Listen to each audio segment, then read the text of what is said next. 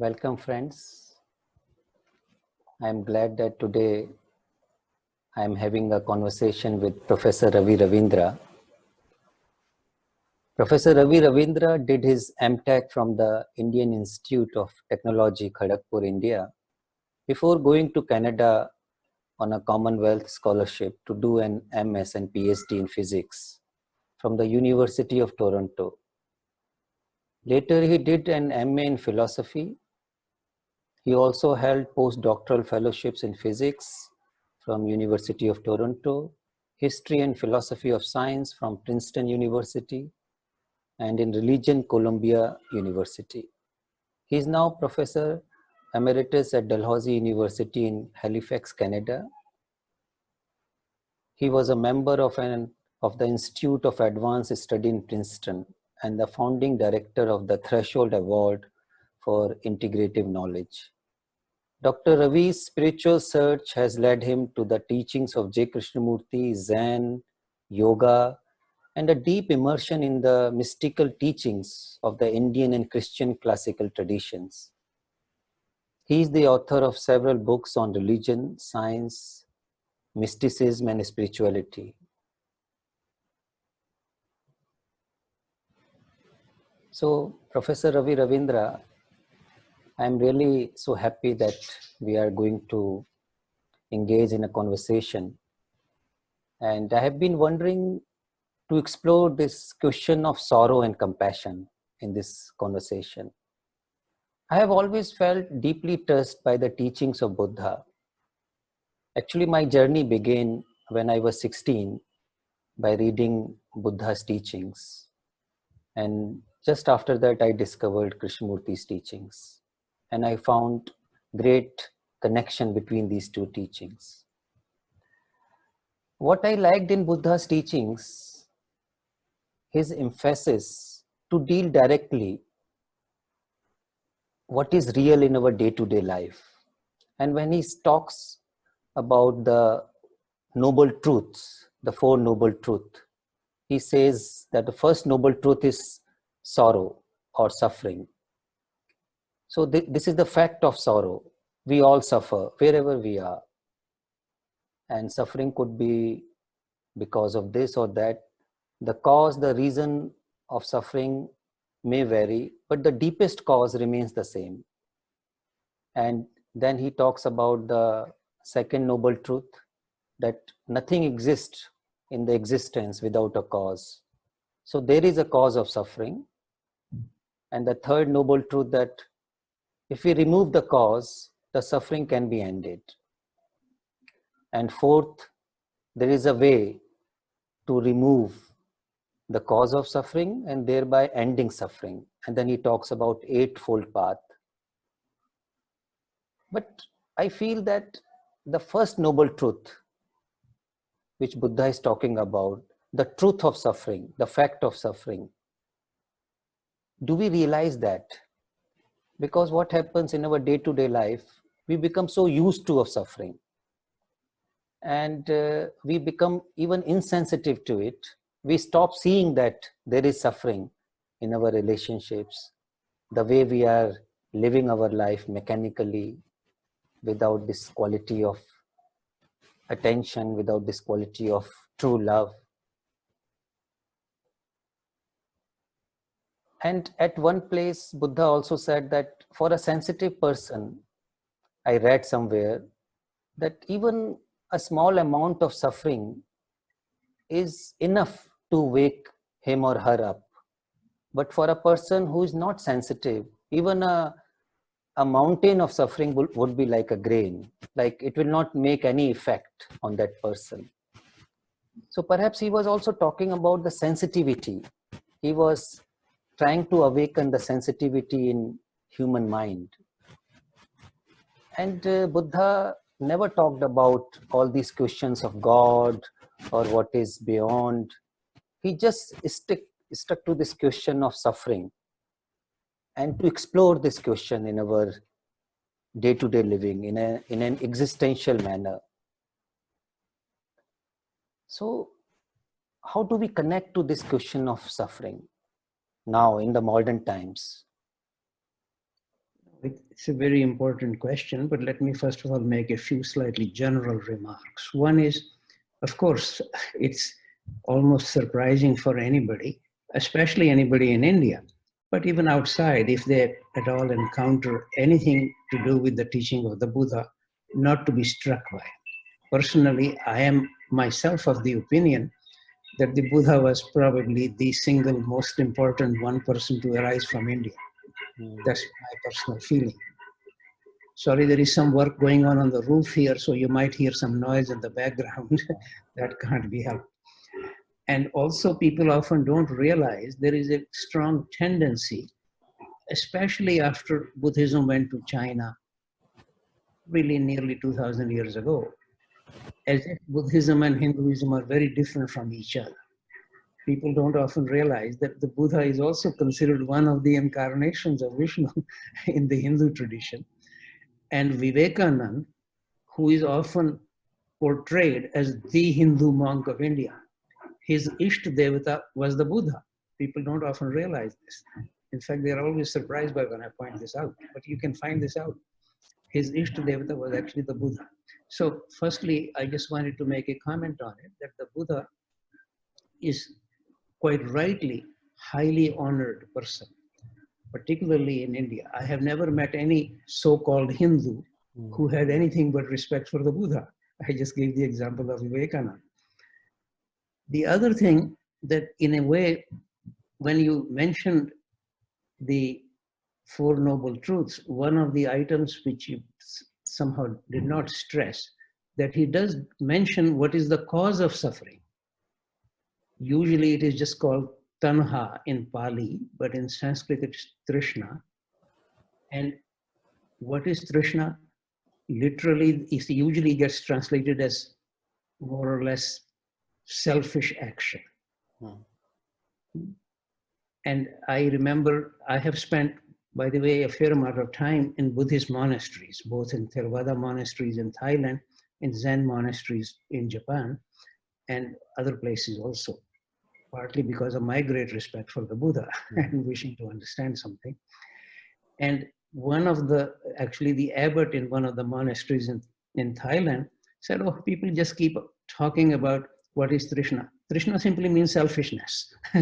He was just simply saying, from his experience, it's just simply selfishness. So one could hardly say that we are not selfish. My impression is, as long as I have whatever I understand as my separate self, it is automatically makes me selfish, because separate self is also a separating self. It separates me from the others. So I become self-occupied, self-assertive, me. That is almost the inevitable consequence of having a self that is not connected with the overall unity. It's a kind of a remark. We find this with many great sages in India as well as outside speak about it. As long as I am like a drop separated from the ocean of being, I'm nothing. But therefore the call really is, how can I find my sense of unity with the whole ocean of being? Which then of course manifests itself in every living creature, not only in other human beings. We have a tendency to think generally that, but even the plants and the animals, these are all living creatures. The Mother Earth is also a living creature, certainly traditionally from the Indian perspective. So if I can be a little free of my separate self, which by nature is separating me from everybody else, then some sense of unity can come. And that will therefore, first of all, make me realize that the kind of selfishness which the Buddha actually says is the cause of the suffering, how can I be free of this? Here, another thing that might be of interest to you, partly because of my serious interest in the Yoga Sutras of Patanjali, I ended up doing my own translation and a commentary on it. Patanjali describes the cause of suffering a little differently from the Buddha's description. The Buddha describes this in terms of, if you like, selfishness, tanha or trishna. According to Patanjali, suffering arises that because the reality does not correspond to what my mind thinks reality is. So it's the mismatch between my thought and the truth. Yes. For Patanjali, that is the source of suffering. I thought this was of interest. Yes, actually, I was going to that question because this is really true that craving is this cause of suffering, and craving is connected with this separating self, as you described. And when we look at the self, when we explore it, this whole idea of self, we also realize that this self is also created by this movement of thoughts, like those reactions in the mind. Without those reactions in the mind, can self exist? And perhaps when Patanjali is also talking about yoga, he's describing yoga as chitta vritti nirodha, like a stopping of the movements of the mind.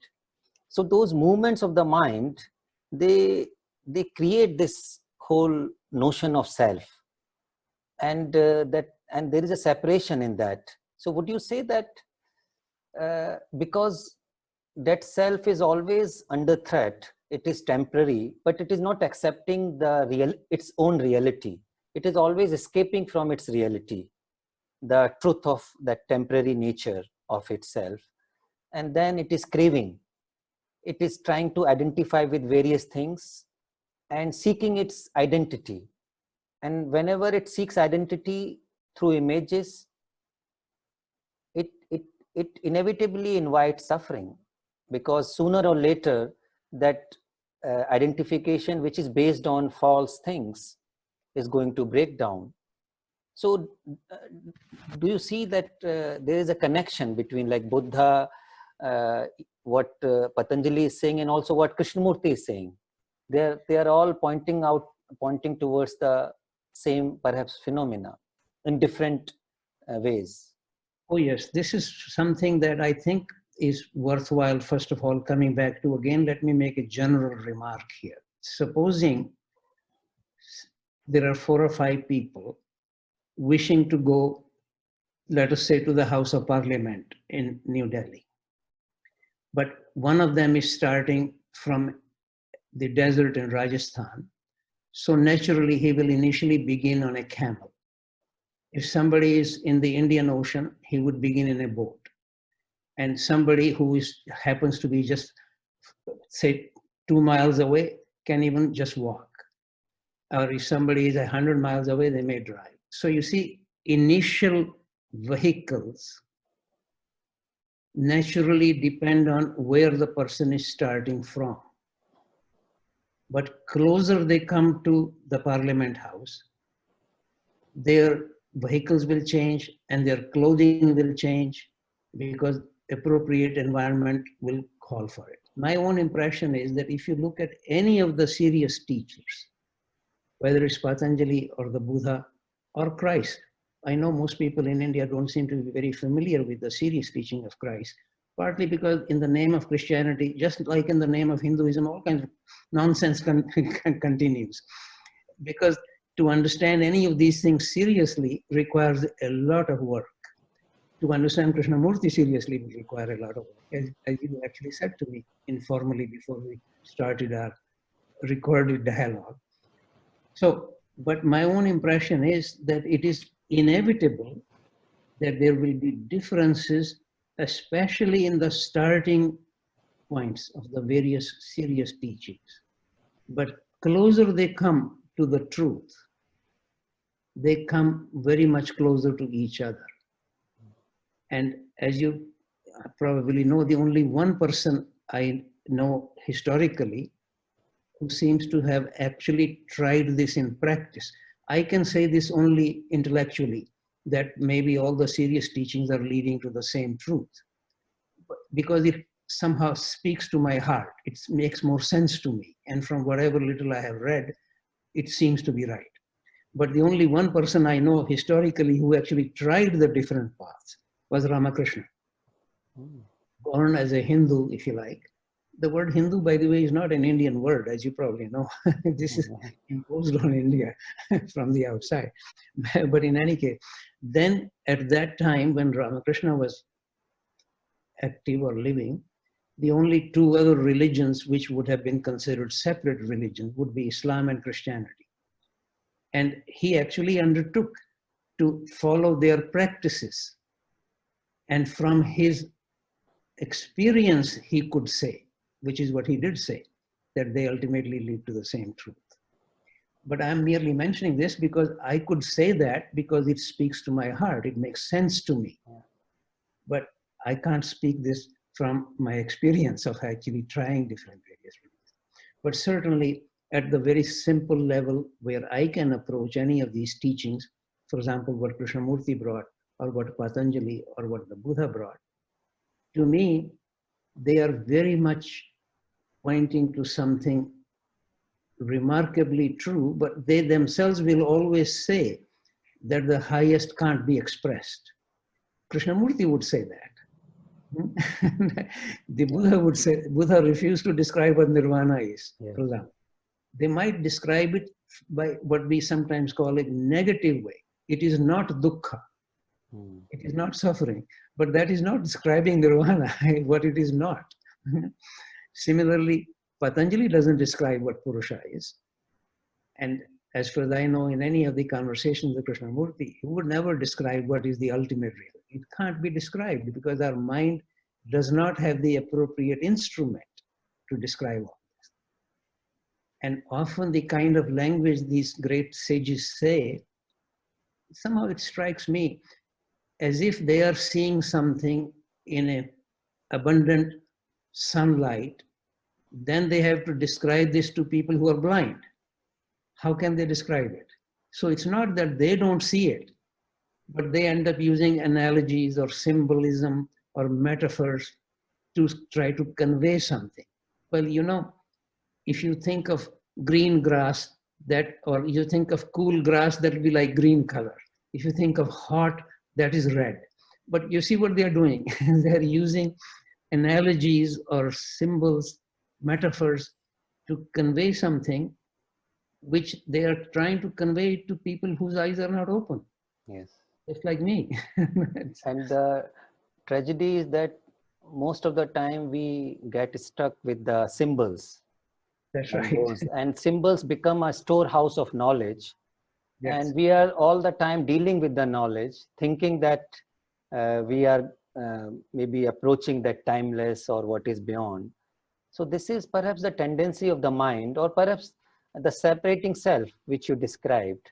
This is the nature of the self to seek identity in anything, because it is all the time afraid to die. So it will also seek identity in knowledge, in gathering more and more information. And of course, there is a place of knowledge. We cannot discard it. But as you said, that knowledge itself cannot take me to that, which is beyond knowledge, which is beyond time. That is true. But you see, this is where I think I see one of the difficulties, actually more so in India, more so in the so-called Advaita Vedanta. The difficulty is this. One may agree that my separate self or my mind is not the ultimate truth. But that doesn't mean that it doesn't have its proper place. See what happens, for example, Shankara ends up saying, Brahma Satya Jagat Mithya. What is the net result of this? In India, it's actually terrifying because I live in Canada these days. Whenever I go to India, I'm absolutely surprised. People will take care of their own houses, but in the neighborhood, they don't give a damn. Yes. Because the world is just Maya. It doesn't matter. This is very strange. And in a way, one of the things I used to actually, because I'm often invited by the Krishnamurti Foundation in America to give talks about it. Something to do with Krishnamurti because of my great respect for him. And they know that I have met him many times. And one of the things I try to point out that, for example, Krishnaji would so much emphasize sensitivity to the body. He was very sensitive. In fact, almost sometimes so sensitive that he had to travel with a doctor because sensitivity has its negative side also. One can get sick very quickly. But a lot of talk in India, so-called spiritual talk, oh, the body doesn't matter. So, so Yes. it's the kind of, I mean, that it is therefore important for us to realize that whatever we understand, even theoretically, by ultimate reality or by Brahma or truth or real, or whatever word we want to use, God, the fact that my mind and body is created, not by me, I didn't create myself. That also means that I need to find the proper place of this body and mind, not to be against the mind, not to be against the body, not to just get rid of this. And in a way, even the separate part or even self-assertion, look at your own life. You cannot actually survive in the world without some places sometimes having to assert yourself, by which one simply means I have a certain ability, certain qualities, which may be different from other people. Therefore, there are certain jobs I can do, others cannot do. You see, therefore, Yes. personally, for me, it is very important. This is actually, you know, I'm also a great admirer of Madame de Salzmann. One of her remarks had very much struck me, because on one occasion, I may have told you this earlier, on one occasion I was especially struck by my own vanity, seeing a lot of vanity in me and thinking that this is just a waste of time and energy. How can I be free of it? So I asked Madame de Salzmann, who was really my teacher, how can I be free of this vanity? And I was very struck by her comment. She actually looked at me seriously and she said, if you did not have vanity, what will you do? That all our action actually comes from the ego. She shifted the word from vanity to ego, quite rightly, or we might call separate self, if you like, small self. She says all our activity, initiative comes from that. And then when that ego sees something finer or truer, it finds its place. Ego is a good servant, but a bad master. I'm directly quoting her. So there is no need to be against the servant. That's the point I'm trying to make. It can be a good servant. You can't actually get a job without having some ego or vanity or self-assertion. So survival in the world is also required. Yes, absolutely. Actually, to give the knowledge, this working self, its right place is very important. Like Yes. as Krishnamurti says, without putting the house in order, your spiritual quest or religious life has no meaning. So putting the house in order, both inside and outside. So that means the body, our, like, what we are doing, our living, everything. So it includes our relationships. Yeah. So this is really important, that to find the real context, the right place of knowledge, body, and the self. This, and then one can actually meditate, if I can use the word. And this is part of meditation, to give everything their right place. Yeah. And if I wanted to come back to that question of suffering, like Buddha said that craving is the cause of suffering. And when we watch that craving happening, we try to suppress it or try to judge it, like or try to, like, we try to do something about the craving to end it. Yes. And Patanjali is also saying that this stillness of the mind, the movements of the mind, as long as they are going on, those reactions are going, and they will create suffering. So what could be the practical approach to relate to this craving, to these reactions of the mind, because if I am approaching the craving or the reactions of the mind through another reaction, like judgment is a reaction, trying to suppress or justify it is also a reaction, whatever I try to do. So can there be like simple watching, observation of these movements of the mind, how this craving is happening? So what would you say, that this watching is the key? Watching without any reaction or any movement of the thought? Well, that actually is required for anything serious.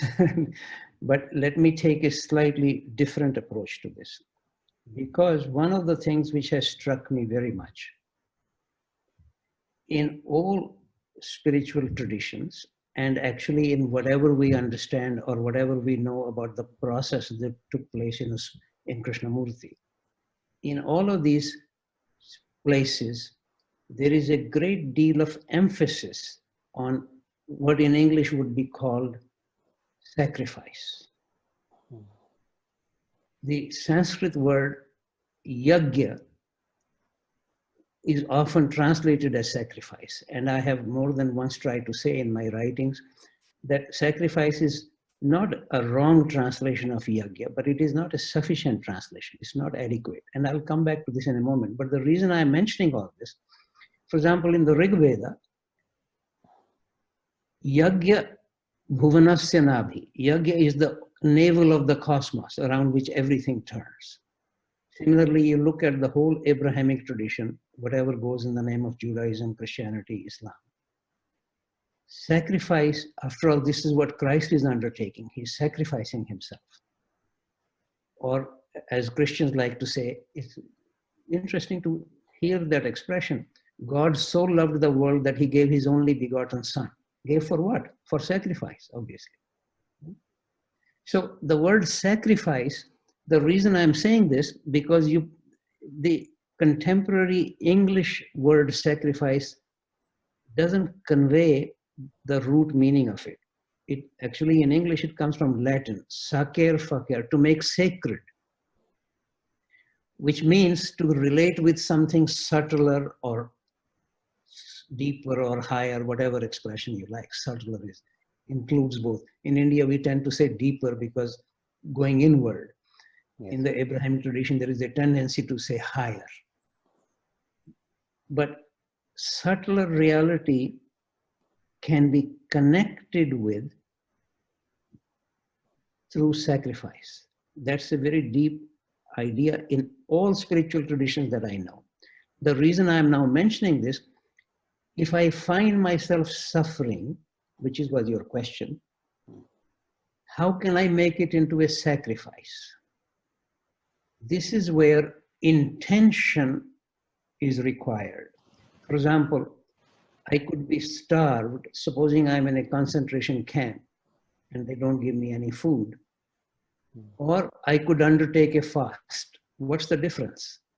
In both cases, I'm deprived of food.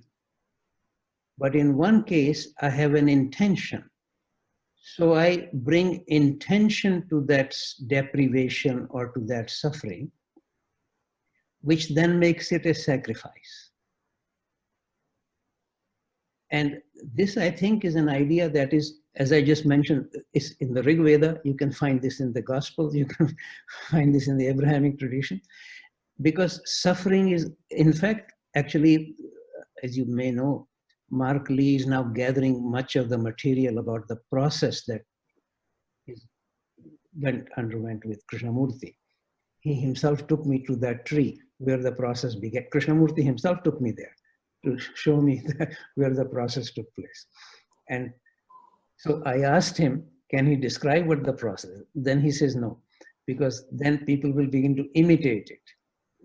And so in a way, I can appreciate that, partly because he himself, even in his initial reports to Mary Lutens and other people, or to Annie Besant, he himself is unable to describe it, but something is clearly very much associated with suffering.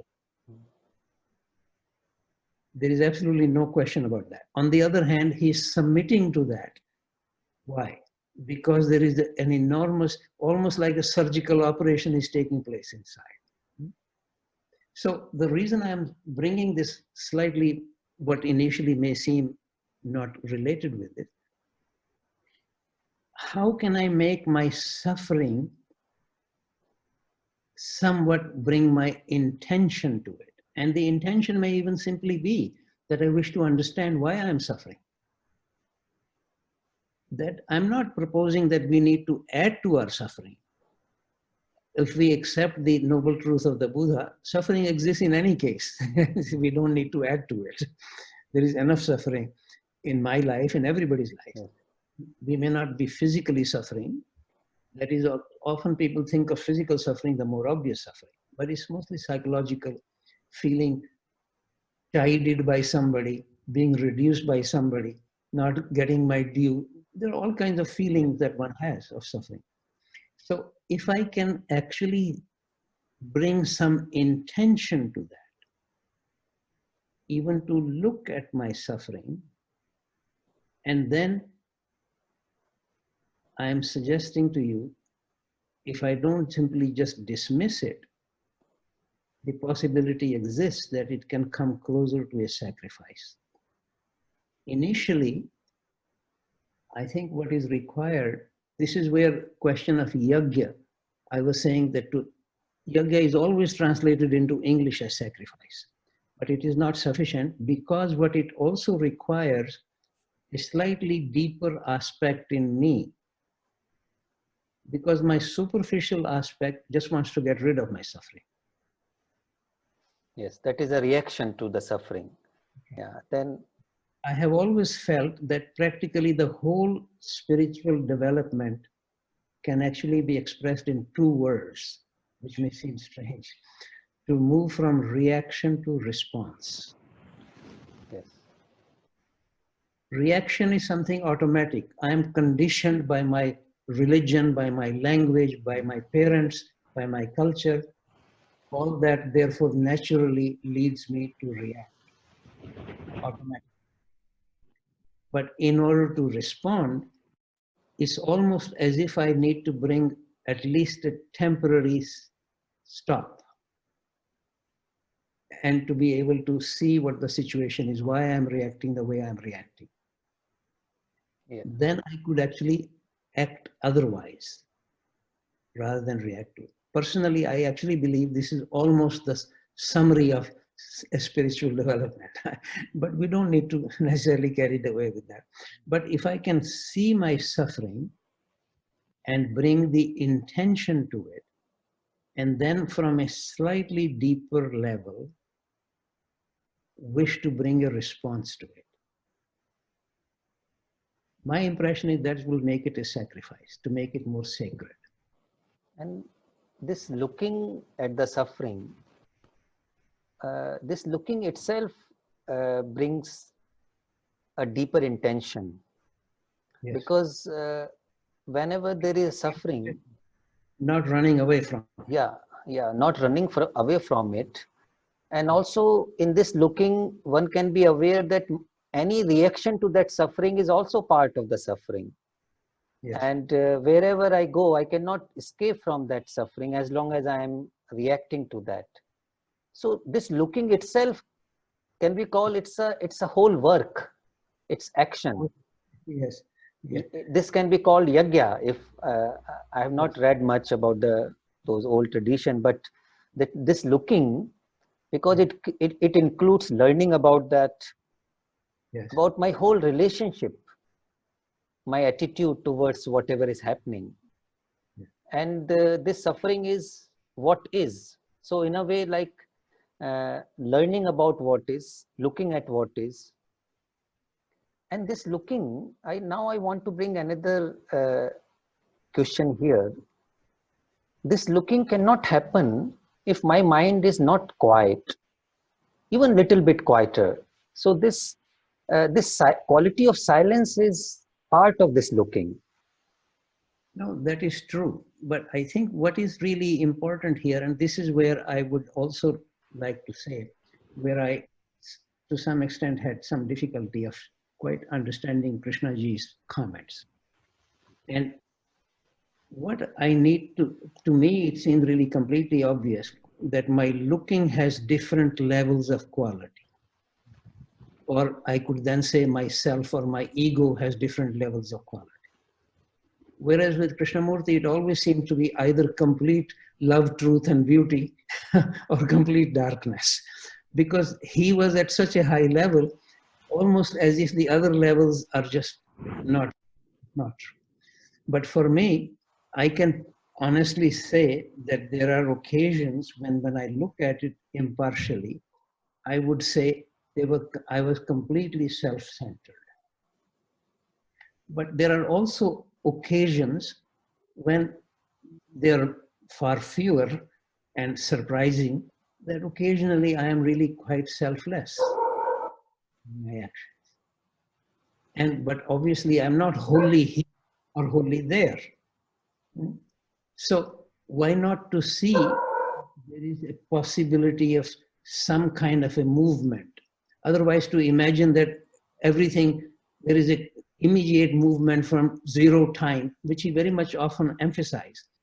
And I keep asking my friends in the Krishnamurti Foundation, after all, you have heard him or read him for, let's say, 40 years, 50 years. In my case, I first met him in 1965. Now, that was not yesterday. And I have read many things. I have met him many times.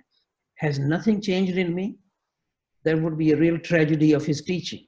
But on the other hand, could I honestly say that I have now come to the understanding of Krishnamurti's level? That would be a betrayal of my truth. So if something has changed, so why not to allow the possibility that time actually has some relevance here? That there are different levels of myself which can gradually develop. It is true, on the other hand, that one can't say, in physics we have this sense of singularity. You can't say that you keep coming and then finally somehow you come to the end. No, that, because ultimately I can't do it. This is obvious. In fact, I very much appreciate Krishnamurti's remark. You cannot ascend to the truth, but the truth can descend to you. That is true, but do I have absolutely no way to do anything to receive this goddamn truth? Should I just go and have another beer and say, let the truth descend on me? It doesn't make any sense to me. Yes, and Krishnamurti always said that it's I remember in letters to the schools, it's a real work. It's a hard work. It's a diligence. It's not that you just sit by idly and the grass grows by itself.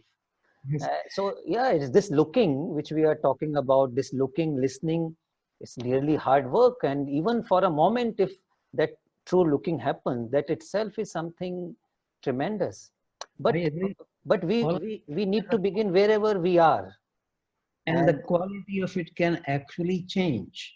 Yeah. One doesn't need to fantasize that just immediately without any time involved, I'll suddenly jump up there. Yeah. And I feel that my approach is that we listen to the teachings, any teaching it could be, but one should experiment with oneself. Yes. Not just try to just imitate or approximate oneself to what the teacher is saying. Then I won't experiment with myself.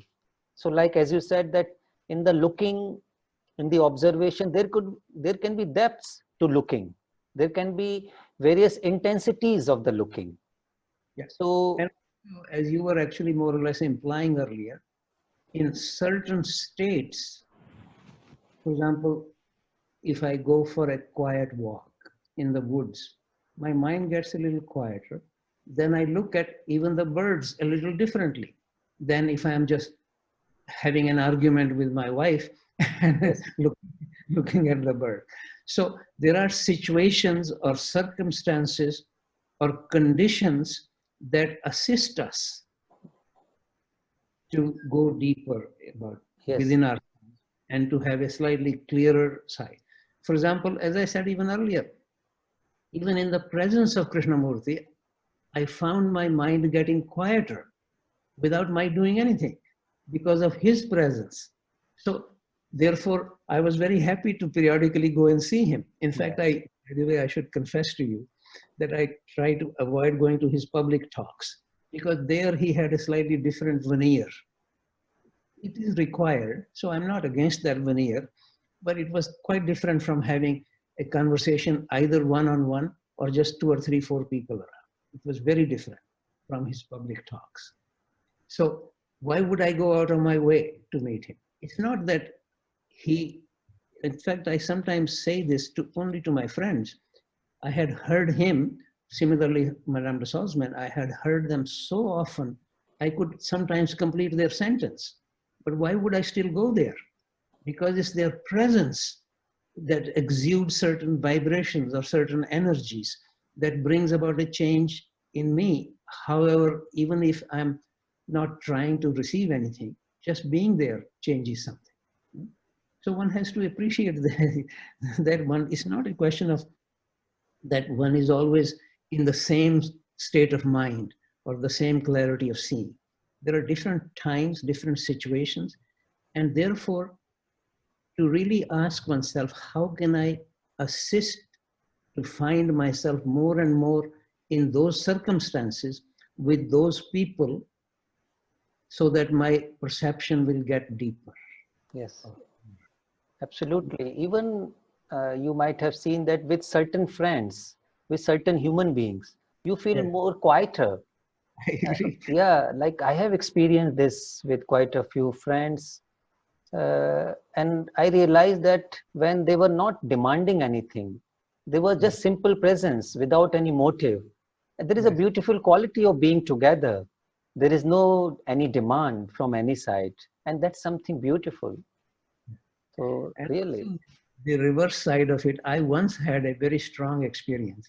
This was actually a long time ago, 1966, probably even before maybe you were born. You're much younger than I am. And I was actually teaching a yoga class at that time. I was teaching a course in Hinduism. And so I thought it's a good idea to have a little practice of yoga. And in this class, there were about 25 participants, mostly students. Then one young person came into the room and the whole atmosphere completely changed. And I was very surprised. Afterwards, I tried to find out who this person was. He had apparently just escaped from a mental hospital. I had no idea of this, but just his presence there completely changed the atmosphere. I still, if you can see, I mean, 1966 was a long time ago, but I still remember that experience because it had such an enormous shift in the whole atmosphere. So we can be affected both ways. yes. Just go into a supermarket where there is a lot of noise going on, or people are cursing and swearing and making their bargains. That also has its effect on us. And nowadays we are locked down in our houses. And so there is also, I see the possibility of being with oneself and experimenting with oneself. So there is like, it can be a wonderful opportunity to go deeper into, oneself. Another, for some time, a statement has been, floating in my mind that a quiet mind does not suffer. Like this has been coming. I have been this with this statement or question which emerged in myself that a silent mind does not suffer. So I was wondering, what does it mean? Does it mean that suffering has completely ended? Or does it mean that my relationship, my attitude towards suffering has changed? That I am no longer reacting to the suffering which is there, and there could be various things in my life. But if I am not reacting and the mind has this quality of silence, then it is not suffering. So what would you say to this? No, I think my own impression is that when the mind is even a little bit more silent than usual, one then begins to see almost the place of everything. So it's not that I am unmindful of suffering, but I am not then having to say, oh my God, how do I get rid of it? Or I don't need to, in that sense, immediately react or try to find, if it's a physical suffering, that I should just go and have some pills to remove it. Or if it's a psychological suffering, how do I get rid of that? No, because in a way, one feels to really to have a quiet mind, quieter mind would be almost a better expression. To me, partly means that I can now see the place of everything more easily. Yes, absolutely. And in fact, just a little analogy, if you like. If I go into a dark room and if I am very analytically oriented, so it's like having a flashlight. I can see maybe a cat is sitting in a corner. If I am, on the other hand, slightly more inclusively oriented, which will be like having an overhead light, then I can even see that, of course, the cat is sitting there, but there is maybe even a puppy dog somewhere, but there may be other things there. So I may not see one thing so deeply accurately, but I see the relationship much more. So my impression is that the quieter mind actually sees the relationship much more, and therefore is not so immediately completely occupied with this suffering or this problem or somebody has insulted me or something or the other. So that is my impression. And then, of course, this will be slightly theoretical on my part. If the mind is completely quiet, which I can't really honestly say, or even if sometimes it may be the case for me, but am I able to make a comment on it? I don't know that. So I don't want to pretend that. But I imagine that somebody like Krishnamurti had certainly occasions when they were completely silent, but I have personally also seen him react. One does not just need to fantasize. I saw him getting so angry with Mary Zimbalist on one occasion, I could hardly believe this. And And but nevertheless, even like if the mind is quiet, even for a minute or few moments, we see a different quality. yes, So I'm not talking about that one is all the time. Like there is no connection with the time. Just even for a few moments, if the mind is quiet, there is a we look at life totally differently. yes. At everything, there is such a lightness in the being. With No, in fact, one of the remarks I have often made, silence is not absence of sound. You can go into the woods, birds are chirping, brook is flowing, leaves are rustling, but you can actually experience silence descending in. Silence is not absence of sound. Silence actually belongs to a different level of the mind. The word mind can still be used. You know, the word mind in English covers too much in a certain way. You know, we could have the monkey mind or the Buddha mind. It's both mind. But here I'm trying to make, if you like, a distinction between relatively comprehensive or a quieter mind, but that actually belongs, in my personal judgment or experience, belongs to a different place in me. It's not where my ordinary mind is activated.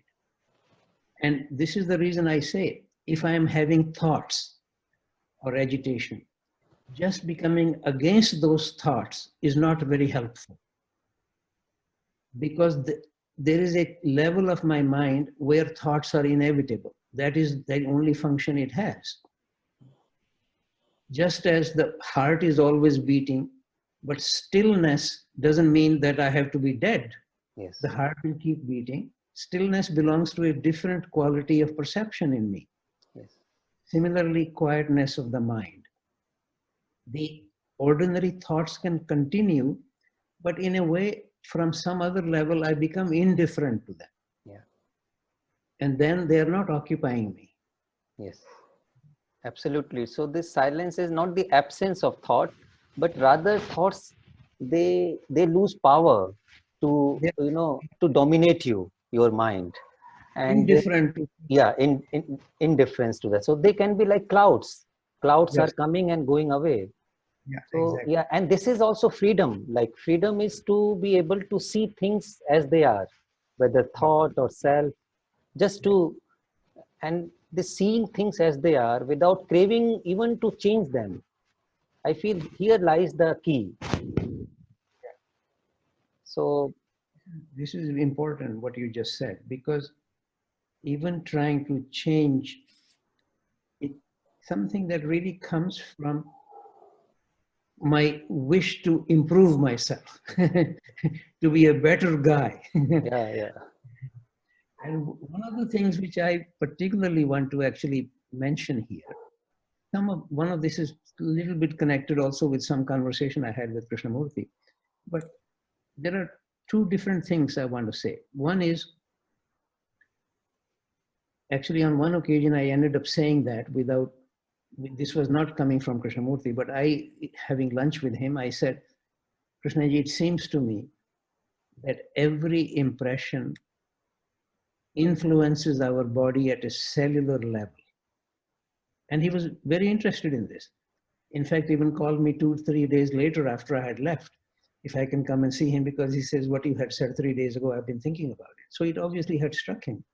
But let me repeat that expression, that every impression influences or affects our body at a cellular level. For example, if you see an extraordinary sunrise, or listen to a beautiful piece of music, is it then just over after 5 minutes? Something stays. yeah. Hmm? But our difficulty is that we have contrary impressions falling on us from all over. And which is why it is very important to become a little bit more careful what I expose myself to or my children to. It's not so easy at all, because once they begin to go to school, they're under all kinds of other influences. But the point I'm here trying to convey, therefore, is that if I can actually see, become aware of this, then to find situations where the mind also can become more and more silent, which is the reason I mentioned like going for a walk in the woods. But if you go with somebody else, it's not the same thing. Yeah. You inevitably end up having some conversation, some comment or the other. But by oneself to allow the mind to find its place, not to be against it. I always say there is no reason to, even the lowest level of the world will actually continue. Doesn't matter, after all, the Buddha was teaching 2000 years ago. Krishnamurti taught at least 100 years ago now. Actually, sometimes I'm surprised by the age of this. It's actually true. He started teaching almost 100 years ago. Yeah.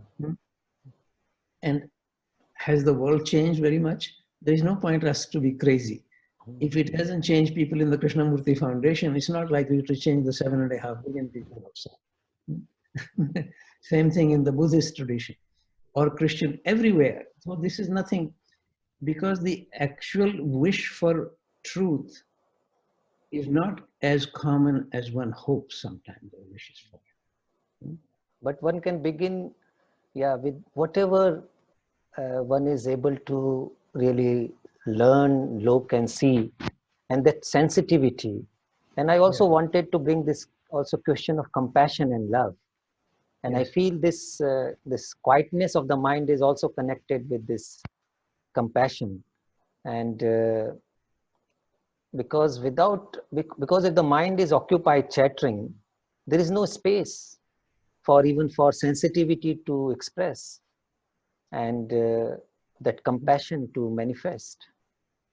yes. But you see, if I decide to be compassionate, it still comes from something in my ego. Yes. On the other hand, I have occasionally said, if I said that the Buddha was enlightened, but he was not compassionate, that will be an oxymoron. Because compassion oozes out of him. Otherwise, there is no meaning of being enlightened. Similarly, if you were familiar with the Christian tradition, love naturally oozes out of Christ. He's not deciding to love. Yes.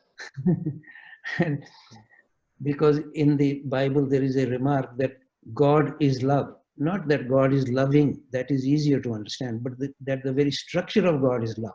Just as in India, we say Sat Chit Anand is the remark of the highest reality. There, the expression is about love. So if Christ is somehow equated with God or Son of God, naturally love would ooze out of him. He doesn't decide. In fact, I remember a remark of Krishnamurti about this. A rose does not decide to smell like a rose. Yes. We recognize that it is a rose. Because if I'm deciding to be compassionate, it's already coming from something. That separating self. Actually, it is part of that conditioning. If I am deciding, Yes. but can we say that compassion is a byproduct of this self-inquiry? If that is not happening, because self-inquiry is making me more self-centered, making me more selfish, then I don't think it is a self-inquiry. And this inner work, this quest for truth is not bringing these qualities of affection, compassion, and trust. Then what is the point of this whole quest, this whole, self-inquiry? Yeah, but I think this is where it may be helpful for one's own real discretion or real discernment, I should say, that even though it is true that the Buddha doesn't decide to be compassionate, but that's not where I am. So I can actually undertake some action, even starting from my ego, that I wish try to be compassionate, so that then I can see what stands in my way. Then do I feel, oh, am I being given the credit for being compassionate? Is he admiring me that I was compassionate? So in a way, self-inquiry doesn't have to be so removed from actually trying something wherever I now am. Whatever level now, I could undertake some action which I regard is trying to be compassionate. And then to watch, what does it do to me? What is it? What am I wishing to gain out of that? Am I wishing to be admired? Or can I just let it go? Or so in that sense, not to imagine to jump to the highest level. One tries something, sees something, and then maybe next time one has a slight freedom from, oh, I don't need to be admired for this. I'm happy to just give something to somebody. A poor man needs some food.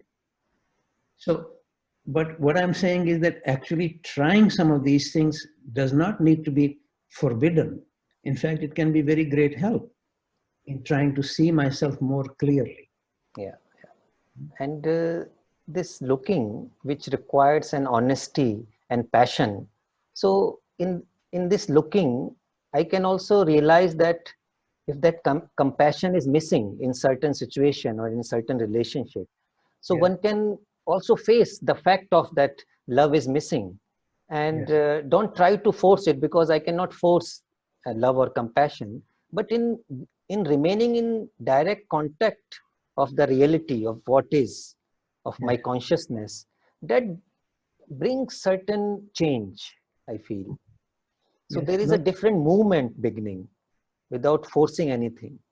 You're quite right. And also, it is sometimes I find it very useful to see the, if you like, the root of some of these words. Compassion, as you probably know, comes from Latin, which literally means to suffer with. That's the literal meaning of it. So if I see somebody, or even a creature, a cat or a dog or a bird, can I actually be a little bit aware of what is causing the suffering in this person? And to suffer with doesn't mean that I need to necessarily go through the same situation. Supposing somebody is so poor they don't have enough to eat, and therefore they're suffering. That doesn't mean that I need to deprive myself of food. But on the other hand, to suffer with here would mean to try to understand what is causing their suffering and to see if I can, in whatever manner I can assist, alleviate this. And it may be, there are occasions, for example, sometimes the crisis is at such a large level that my action is very puny. It can't do anything to alleviate this. Even that, one has to bear that, to see one's limitation. And if I am learning about my suffering, I can also realize that the suffering is not different. Like, any human being or any creature which is suffering, the essence of suffering is the same. Like, so we can connect to that essence. And I feel connecting to that essence is part of, as you said, compassion. And at one place, as Krishnamurti said, that compassion is passion for all, passion without any direction. So it is open towards anything. So it is so beautiful. Yes. And so Professor Ravi Ravindra, would you like to say something before we close this conversation? No, I'm happy to have had this meeting. No, unless you have, in a way, these ideas of compassion, suffering, etc., are really very large because human beings throughout history have been suffering. This could hardly be denied. And personally, from my perspective, if whatever exists has a raison d'etre, it has a reason for its existence. And again, it's not a question of that I'm trying to convince anybody. Personally, from my perspective, the whole manifested universe actually has come from, if you like, the highest level of consciousness, whether we call it Allah, God, Brahma, all those words don't, because I can't describe them in any case. And then if it is coming from a higher level of consciousness, it cannot be wholly without some purpose. So even I feel that the suffering at the human level, which is endless, really, one sees it, is then calling us to see what is behind that, what is possible. Yes. So this was partly the reason I tried to say earlier, that if I can, and of course any of my friends who hear me or wish to hear me, if we can look at this suffering slightly more intentionally, not just getting against it or feeling bad about it, then one can make it into a possibility of a sacrifice, to make something sacred. And then, for example, I'm always very struck, especially this is very striking in India more often than in Canada. If a child is sick, a mother will keep awake all night or will undertake a fast to help the child. Well, she's undertaking a suffering to help somebody. And this, I think, is a very large idea. I actually do believe if I undertake a suffering or a yajna, it's not only that it benefits me, it can also be helpful for whose sake I undertake this yajna. Yes. And yajna is, in fact, I would even say, although it is always translated as sacrifice, but is really any spiritual practice is a yajna. For example, this meeting of ours, if we could undertake this as a yajna, not that you have to agree with me or I have to impose something on you, but trying to hear each other and trying to assist a slightly deeper understanding, that is a yajna. So I would be happy to finish this. Thank you. Thank you so much, Professor Ravi Ravindra, for joining in the conversation. Thank you for inviting. God bless you, sir. Thank you, sir.